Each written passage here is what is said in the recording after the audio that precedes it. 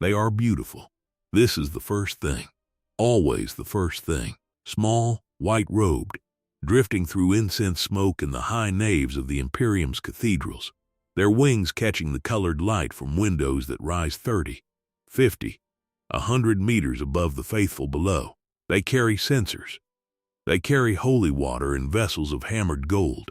They carry the small instruments of the liturgy with a grace that the faithful describe in letters and prayers and the devotional diaries kept in 1,000 languages across 1,000,000 worlds, as angelic as the Emperor's own breath made visible. As proof, they are called cherubs.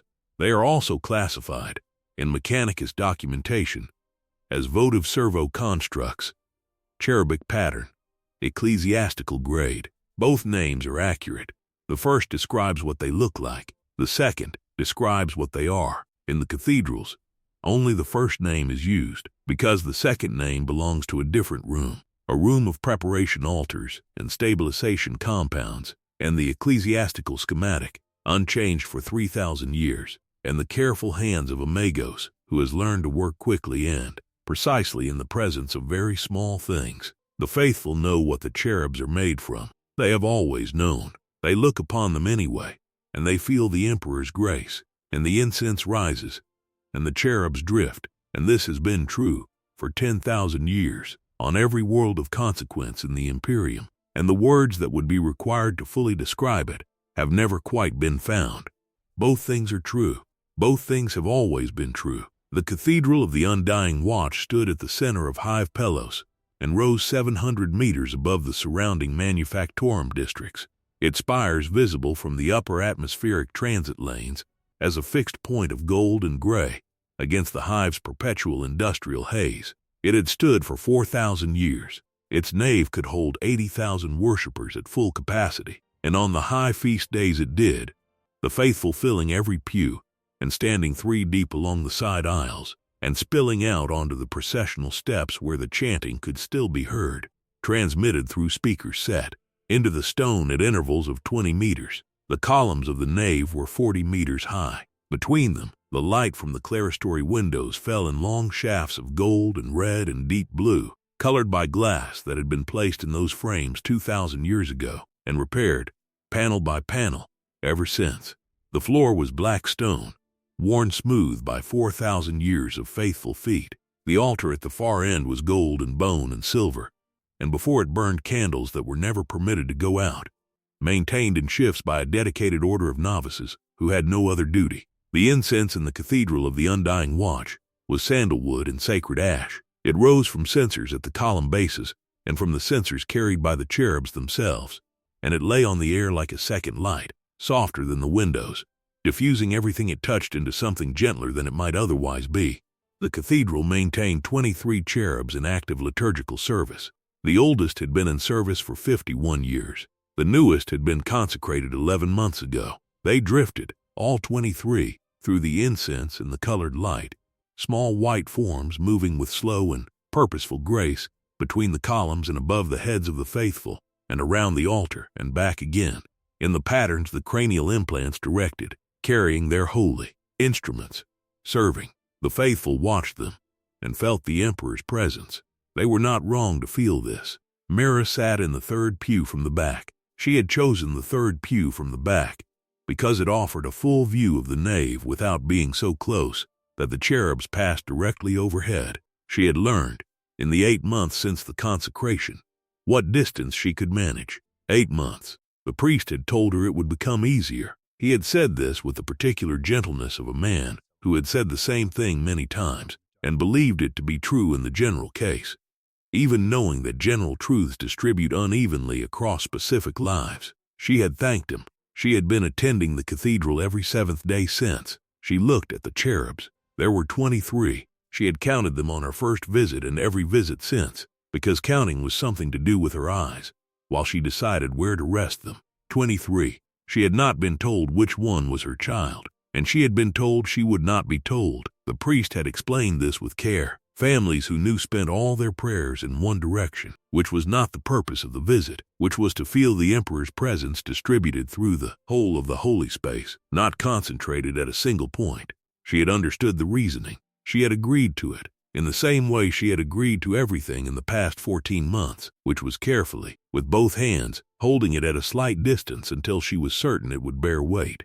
She looked at all 23. They were beautiful. She had not been prepared for how beautiful. In the months between the signing of the form and the consecration, she had constructed in her mind something that would be difficult to look at, something that would confirm the feeling she had been carrying, the weight of it, the particular shape of grief that had no clean name. She had expected to come to the cathedral and find that feeling justified, or at least reflected back at her invisible form. Instead, there was beauty, small, white-robed, drifting with a slow and purposeful grace that the word drifting only partially captured, their wings catching the colored light and holding it for a moment, before releasing it as they turned. The incense moved around them. They moved through the incense. The light fell through the high windows and found them as it found everything in the nave, the altar, the columns, the bowed heads of the faithful, and made it luminous. She breathed in the sandalwood and the sacred ash. She told herself she felt the Emperor's presence. She looked at the cherub's wings, which were beautiful, which caught the light. She did not look at their hands. She had promised herself this on the first visit, and kept the promise on every visit since, and she kept it now, her eyes moving always to the wings, to the white robes, to the small faces, with their fixed expressions of peaceful contemplation, not the hands. She had made an agreement with herself about the hands, and she was a woman who maintained her agreements. She sat. She prayed. Above her, the 23 drifted through the incense smoke, and the light came through the windows in long shafts, and the cathedral held 80,000 people on feast days, and today held perhaps 400, and all of them felt, to varying degrees and in their varying ways, something that the ecclesiarchy called the Emperor's presence, and that Mara called, very carefully, comfort. She was not wrong to call it this. She sat for 1 hour, then she stood, as the liturgy required, and knelt, as the liturgy required, and sat again. The familiar architecture of devotion, reliable as the columns. When the service concluded, she filed out with the others through the great western doors, into the haze of Hive Pelos, and did not look back at the nave. She had learned not to look back. The form arrived at the preparation facility at 0900 hours. Body mass, 3.4 kilograms. Age at death, 14 months. Cause of death, respiratory failure, secondary to hive world atmospheric contamination. Condition, acceptable for the cherubic preparation process. No evidence of structural compromise to the scapular region. Cranial integrity, confirmed. The Magos logged the intake at 0907 hours and pulled the ecclesiastical schematic from the archive. The schematic had not been revised in 3,000 years. Magos Harith had worked from it for 60 years. He did not revise it now. He arranged the preparation tools in the approved sequence and began. Day 1. Assessment and preservation. The biological stabilization compound was prepared and applied using the approved technique, 12 points of application, in the approved sequence, at the approved concentrations. The compound had a faint sweet smell. Magos Harith noted this in his preparation log as consistent with expected parameters. He had noted it 847 times before. He did not note it as anything other than consistent with expected parameters. The preservation process would maintain structural integrity through the augmentation stages and the subsequent decades of liturgical service. Applied correctly, the compound had an effective duration of 60 years. Magos Harith applied it correctly. Days 2 through 5. Structural augmentation. The subdermal adamantium framework was positioned in the scapular region and fixed according to the schematic specifications. Tolerance, 0.3 millimeters. Magos Harith achieved 0.2 millimeters on the primary anchor points and 0.3 on the secondary, both within specification. He logged this without additional notation. The wing assembly was prepared separately. Standard cherubic pattern, as specified. The framework, lightweight titanium jointed at 4 points per wing to allow the slow articulation that produced the characteristic drifting motion. The feathering, synthetic biotissue, white, manufactured to the schematic's approved texture specifications, applied in overlapping layers from the innermost to the outermost position. The finished assembly, before attachment, had a wingspan of 63 centimeters. Within specification, Magos Harith attached the assembly to the scapular framework and tested function. Maximum drift altitude, 8 meters. Horizontal speed, 0.4 meters per second. Both within specification. The Magos logged. Wing assembly complete. Function nominal. He set the entry time at 1407 hours and moved to the next stage. Days 4 through 6. Cranial interface. The optical cavities were fitted with bilateral optical sensors. Diameter, 12 millimeters each. Luminescence in low light, faint, within the approved range. Fixed angle, 7 degrees downward from horizontal, as specified in the schematic. The Magos had fitted optical sensors 847 times. He fitted them in 22 minutes. The fixed downward angle, the expression the faithful described, in their letters and devotional diaries, as peaceful or contemplative, was specified to within 1 degree of tolerance by the schematic. The Magos achieved the specification precisely, he noted. Optical interface complete. Sensor function confirmed. Angle within specification. The cranial implant was installed at the posterior interface point and linked via the cathedral's Vox network authentication protocol. Basic directive functions were loaded from the cathedral's liturgical operations file. Approach the altar, carry the censer, return to nave, maintain formation spacing at 4 meters, respond to liturgical priority signals A through F. Each function was tested. Each function returned nominal. The Magos logged. Cranial interface complete. All directive functions nominal. Days 6 through 8. Finishing. White linen. Gold thread at the cuffs and hem, as specified. Small sandals, shaped to the approved pattern, fixed to the feet, as the schematic required. The hands positioned in devotional configuration 7, approved by the Ecclesiarchy Liturgical Office in M38, and unchanged since. The right hand slightly raised, the left slightly lower, both open. The posture of offering that the ecclesiastical schematic had determined 3,000 years ago to be the correct expression of the cherub's function. Magos Harith stepped back from the preparation altar. He looked at the cherub. It drifted at the altitude the wing assembly produced when running on minimum power, approximately 1 meter above the preparation table. Its optical sensors caught the lamplight and held it. Its robes hung in the configuration the schematic specified. It was within specification. In 60 years and 847 preparations, every cherub Magos Harith had produced had been within specification. He took satisfaction in this. Precision was the Omnissiah's language. He spoke it without accent. He contacted the cathedral. He informed Father Orvan that the preparation was complete. He stepped back and waited for the priest. Father Orvan came to the preparation facility in the late afternoon, when the light through the facility's narrow windows was already turning the particular gold of Heva Pelos's filtered sunsets. He came alone, as he always did for the final blessing. This was not required by any ecclesiarchy protocol. It was his own practice, maintained for 40 years. The blessing should be private. There was something about the moment that required quiet. Magos Harith had stepped back from the preparation altar and positioned himself at the far end of the room. He did this without being asked. He had worked with Father Orvan for 11 years. He understood the requirements of each party's role. Father Orvan stood before the preparation altar and looked at the cherub. He had done this 97 times in 40 years. The 97th time looked the same as the first.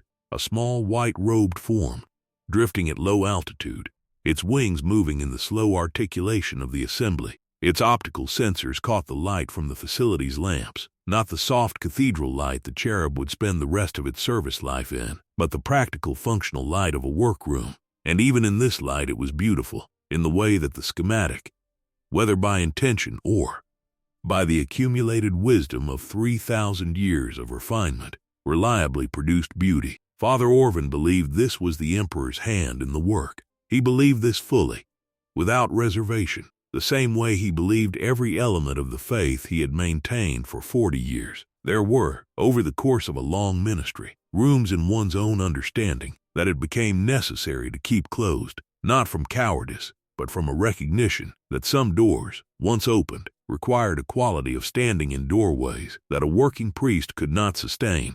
Father Orvan had identified these rooms in himself and kept them closed with the same careful attention he brought to every other obligation of his faith. He raised his hand. He said the words he had said 96 times before. Go, little servant. Carry the Emperor's light. Bring comfort to the faithful. In your service, honor. In your form, grace.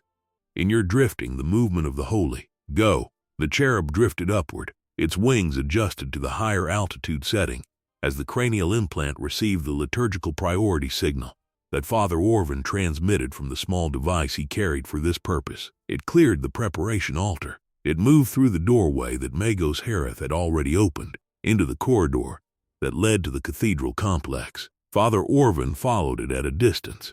He watched it move down the corridor, its white robes catching the air of its passage, its wings maintaining the slow and even articulation of the assembly. At the end of the corridor was the door to the nave, and the door was open, and through it came the smell of sandalwood and sacred ash, and the colored light from the windows, and the low sound of the canticle that the novices sang during the afternoon hours. The cherub passed through the door. In the nave, the incense smoke received it. Father Orvan stood at the door for a moment and watched it join the others, drifting upward to find its formation spacing 4 meters from its nearest companion, taking its place among the 23, who were now 24. The faithful who were present in the nave for the afternoon prayers looked up. Some of them watched it take its place. Some of them bowed their heads again. Father Orvan felt, as he always felt at this moment, the rightness of the work, the truth of the offer he had extended to 97 families in 40 years. The Emperor received every servant, even the smallest, even those whose service in life had been measured in months rather than years. The donation gave them what life had not: duration, purpose, visibility. 40 years or more of carrying the holy instruments through the most sacred spaces in the Imperium, of being looked upon by the faithful and serving, in that act of being looked upon, as the vessel of something the faithful needed and found here. He turned back down the corridor. He had paperwork. He had the record to complete. He had, tomorrow morning, 2 pastoral visits and an afternoon tribunal and a committee meeting regarding the maintenance schedule for the clerestory windows on the northern face. He kept walking. Behind him, through the door, the incense rose and the cherub drifted, and the faithful prayed, and the canticle continued. The liturgy of the 7th day drew 412 worshippers to the Cathedral of the Undying Watch. On the morning Mara sat in the 3rd pew. They came from the manufactorum districts and the habstacks and the commercial sectors. They wore their 7th-day clothes, which were not fine, but were clean, which in hive pillows was the available distinction. They filed into the pews and arranged themselves in the familiar pattern of people who attended the same service every week, the same seats, approximately, the same neighbors, the same view of the altar. The liturgy proceeded. Father Orvan presided. The novices sang the canticle. The incense rose from the column bases. The cherubs drifted above. 3 rows behind Mara, a girl of perhaps 7 sat beside her father, a man from the smelting sector, whose hands showed the specific wear of that work. The girl had been brought to the cathedral before, but had not, until today, looked up with the focused attention of a child who has decided that a thing is worth understanding. She pointed at the cherub nearest the left-hand pillar and asked her father what it was. Her father said, "A cherub. It serves the Emperor in the cathedral." She watched it for a moment. Then she asked, "What is it made from?" Her father paused, not from reluctance, from the brief effort of selecting words that were accurate and appropriate for a 7-year-old who had asked a direct question. In Hivi Pelos, children were not protected from accurate information. Accurate information was a survival tool, and the withholding of it from children was a luxury the manufactorum districts had never been able to afford. He said, "Children who died before they could serve the Emperor in life. Their families offer their bodies to the ecclesiarchy. The mechanicus prepares them, and the priests consecrate them, and they serve in the cathedral for 40 years, sometimes more. It is considered a great honor for the family." The girl looked at the cherub for a long time. It drifted past the left-hand pillar and turned, slowly, toward the altar. Its wings moved in the slow articulation of the assembly. Its robes caught the colored light from the high windows. She asked, "Is it sad?" Her father considered. "For the families, sometimes, at the beginning. For the cherub serves. That is what it does. That is enough." The girl nodded once, with the particular decisiveness of a child who has received a complete answer and is ready to proceed. She watched the cherub drift toward the altar, trailing incense smoke. The light came through the windows and found it, and made it luminous. She decided it was beautiful. Around her, the 412 faithful of the Cathedral of the Undying Watch continued their prayers. They knew what the cherubs were. They had always known. The knowledge sat in them the way the schematic sat in the archive. Available, established, not requiring daily consultation. What required daily attention was the faith itself, the maintenance of the posture that allowed the beauty to be seen as beauty, that allowed the comfort to be received as comfort, that allowed the colored light and the incense and the small drifting forms to mean what the ecclesiarchy said they meant, which was, the emperor receives every servant, even the smallest. The girl was not wrong to find them beautiful. The faithful were not wrong to feel comforted. Both things were true. Mara had attended the Cathedral of the Undying Watch every seventh day for 10 years. She sat in the third pew. She watched the cherubs drift. There were 24 now. A new one had joined the complement 8 months into her attendance, and she had watched it take its place among the others, and felt something she had not allowed herself to name. And then the following week she had returned, and sat in the third pew, and watched all 24 together, and felt instead something she was more practiced at receiving. She had stopped trying to identify which one was her child somewhere around the 3rd year. The attempt had required a quality of looking that she found she could not sustain, a close attention to the specific details of each cherub's hands, its posture, the particular set of its wings, and she had decided, not all at once but gradually, over the course of many seventh-day visits, that the attempt was not the right form of devotion. The priest's reasoning had stayed with her. To concentrate all her prayers in one direction was not the purpose of the visit.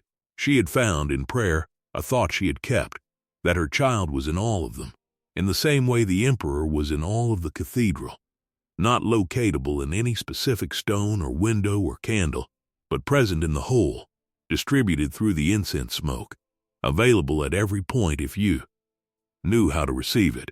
She had found this thought in the 3rd year, and kept it carefully, the way she kept other things that had proven able to bear weight.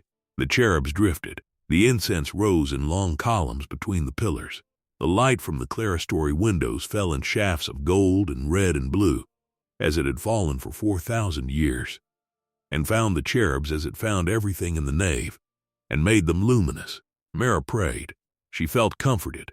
She did not look at their hands. She had maintained this promise for 10 years, and she maintained it now, her eyes going always to the wings, to the white robes, to the fixed expressions of peaceful contemplation. She had made an agreement, and she was a woman who kept her agreements, and the agreement had, over 10 years, become something she no longer had to enforce. It was simply how she looked at the cherubs. Wings first, robes, the small faces. She sat for the full liturgy. She stood when it was time to stand, and knelt when it was time to kneel. Around her the faithful performed the same familiar movements, and above them all the 24 drifted, and the canticle was sung, and the candles at the altar burned as they had always burned, maintained without interruption by the novices, who had no other duty. When the service ended, she filed out through the western doors. She did not look back at the nave. She had decided, around the 5th year, that not looking back was not a failure of devotion, but a form of it. The cherubs were in there. They would be in there next week. She would return next week, and sit in the 3rd pew, and feel the emperor's presence distributed through the whole of the holy space. And this would be enough, and enough was the word she had chosen for what the donation had given her, and she kept this word with the same careful attention she brought to all her obligations. It was not peace exactly. It was what peace became over 10 years in a person who maintained it diligently. It functioned similarly. The Cathedral of the Undying Watch would have 26 cherubs by the end of the year. 2 of the older complement were approaching the end of their expected service life, 51 and 53 years in active liturgical service. The wing assembly showing the specific wear patterns of long use, the preservation compounds approaching the outer boundary of their effective duration. They would be retired with appropriate ceremony, a final blessing by Father Orvin, a place in the cathedral's reliquary, their collar numbers transferred to the archive, where the records of all retired cherubs were maintained. 3 donation offers had been accepted in the past 4 months. Magos Harith had already completed the first preparation. The second was currently at day 4, structural augmentation complete. Cranial interface in progress. The third was scheduled for intake in 6 days. Magos Harith had reviewed his calendar and confirmed the capacity. He had prepared up to 3 overlapping intakes at once before. The preparation facility had been designed for this. On Hive Pelos, there were 41 cathedrals. They maintained a combined Cherub complement of 814. The donation rate on Hive Pelos was 29%, slightly below the subsector average of 34%. The local ministorum had identified this as an area for pastoral development. 2 additional priests had been assigned to donation pastoral care in the past year. Early indicators suggested the rate was improving. Across the Imperium, the Administratum's most recent count, acknowledged in the report itself to be a significant undercount, given the limitations of cross-sector data collection, placed the annual cherubic donation figure at 2.3 million, distributed across the ecclesiarchy's active cathedral network, in liturgical service, for an average of 47 years. Beautiful, comforting, drifting through the incense smoke of 10,000 worlds, carrying the holy instruments, attending the faithful in their prayers. The ecclesiastical schematic had been in use for 3,000 years. There had been older schematics. The archive contained references to them, though the documents themselves had not survived, which suggested that the process was older than 3,000 years, perhaps much older. The Mechanicus did not speculate on the prior schematics.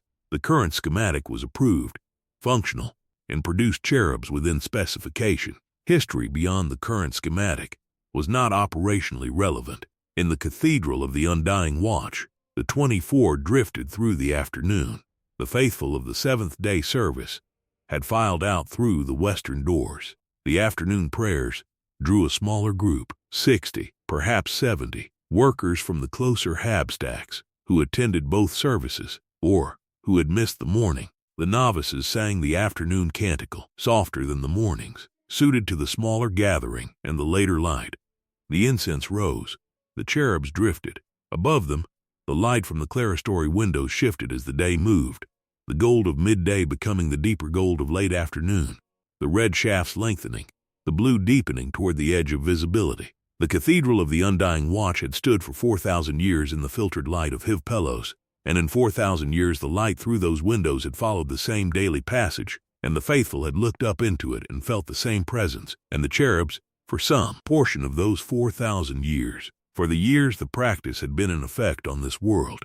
For the years the preparation facility had been operational, and Magos Harith's predecessors had worked from the same schematic, had drifted through it, carrying the incense, carrying the holy water, carrying the small instruments of the liturgy, with a grace that the faithful called angelic. Father Orvin sat in his office behind the altar complex and completed the record of the morning's consecration. Name of cherub, not applicable. Collar number, C24UW1194. Donation date, logged. Preparation facility, attached. Magos Harith. Consecration date current. Presiding priest, Orvin. Cathedral assignment, Cathedral of the Undying Watch. Expected service life, 40-60 years. Condition, at consecration. Within specification, he completed the form. He filed it in the cabinet, where 40 years of such forms were stored, organized by year and collar number. The accumulated record of his ministry in this cathedral, made visible in paper. 987 acceptances, 987 preparations, 987 blessings. The same words, each time, said with full sincerity. Because the sincerity was not performed, it was the product of 40 years of faith maintained carefully, room by room, door by door, with the particular discipline of a man who understood what faith required and provided it. He closed the cabinet. He moved to his next task. In the nave the canticle continued. The incense rose. The 24 drifted through the colored light, carrying their censers and their holy water, attending the 60 faithful who sat in the pews and looked up and felt the emperor's presence and prayed. This had been happening for 10,000 years. In every cathedral, on every world of consequence, in every nave where incense rose and light fell through high windows and small white forms drifted above the heads of the faithful in the slow and purposeful way of things that served, without question, without ending, without the capacity for anything except the service itself. The faithful looked up. They felt comforted. They were not wrong. They are beautiful. The faithful say so. The priests say so. The cardinals who administer the great cathedrals of Ophelia VII say so.